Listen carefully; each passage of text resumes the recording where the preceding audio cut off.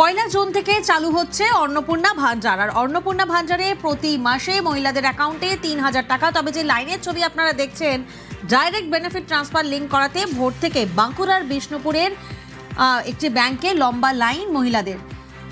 দেবব্রত প্রতিনিধি আমাদের সঙ্গে রয়েছেন। দেবব্রত, এই লম্বা লাইনের মারফত তারা কি অ্যাকাউন্টের সঙ্গে আধার লিঙ্ক করাচ্ছেন? একদমই, দেখো, ডিবিটি লিঙ্ক করার জন্যই কিন্তু এই লম্বা লাইন। সকাল থেকে ভোর ৫টা থেকে লাইনে দাঁড়াচ্ছেন এলাকার মহিলারা।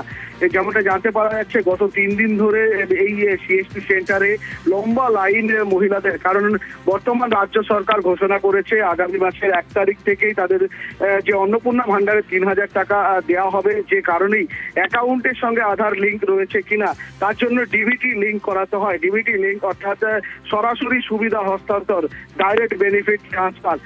এটা থেকে একেবারেই সরকার পক্ষ উপভোক্তাদের সরাসরি টাকা পেমেন্ট করতে পারেন। কারণ মাঝখানে যাতে কোনো রকম দুর্নীতি না হয়, সরাসরি উপভোক্তারা যেন সরকারের কাছ থেকে বেনিফিট পেতে পারেন, যে কারণে এই ডিবিটি লিঙ্ক করাতে হয়। আর এই ডিবিটি লিঙ্কে কিন্তু রোদকে উপেক্ষা করে সকাল থেকে লম্বা লাইন বিষ্ণুপুরের লোহার গ্রাম পঞ্চায়েতের একটি সিএসপিতে। বেশ, যে সরকার যা ব্যবস্থা করেছে সেই জন্য এসছি। আগে ছিল লক্ষ্মীর ভান্ডার, এখন হচ্ছে অন্নপূর্ণা ভান্ডার, তার জন্য এসছি এইখানকে।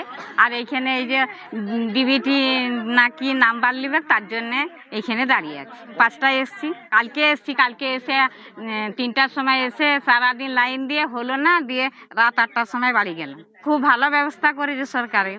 সেটা অন্নপূর্ণা ভান্ডারের জন্য সরকারের যে আইন করেছে সেটার জন্য এসেছি, অন্নপূর্ণা ভান্ডারের জন্য ডিবিটি লিঙ্ক করার জন্য।